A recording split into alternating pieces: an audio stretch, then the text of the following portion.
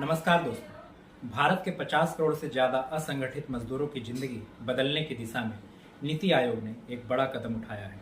नीति आयोग ने हाल ही में एक नई राष्ट्रीय पहल प्रस्तावित की है, mission to empower informal workers, जिसका मकसद है एआई, ब्लॉकचेन, रोबोटिक्स और आईओटी जैसी फ्रंटियर टेक्नोलॉजीज की मदद से इन मजदूरों की जिंदगी को असुरक्षा के अवसर की ओर ले जाना। रिपोर्ट के मुताबिक भारत का इनफॉर्मल सेक्टर देश की जीडीपी का लगभग आधा हिस्सा देता है, लेकिन यहाँ काम करने वाले मजदूरों की औसत वार्षिक आय 2047 तक सिर्फ $6,000 लगभग 5 लाख पर अटक सकती है, अगर टेक्नोलॉजी और स्किल डेवलपमेंट में सुधार नहीं हुआ तो।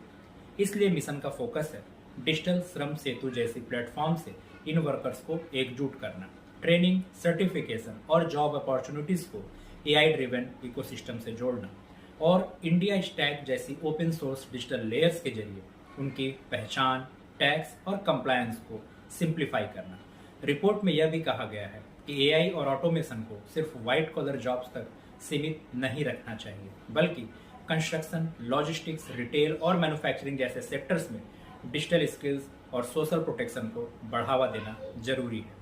नीति आयोग का यह विजन है कि 2047 तक भारत का हर कामगार, चाहे वो किसी भी सेक्टर में हो, सुरक्षित, उत्पादक और सम्मानजनक रोजगार से जुड़ा हो। यानी अब मिशन सिर्फ एआई फॉर ग्रोथ नहीं, बल्कि एआई फॉर ऑल इंडियंस बनने जा रहा है। Thank you.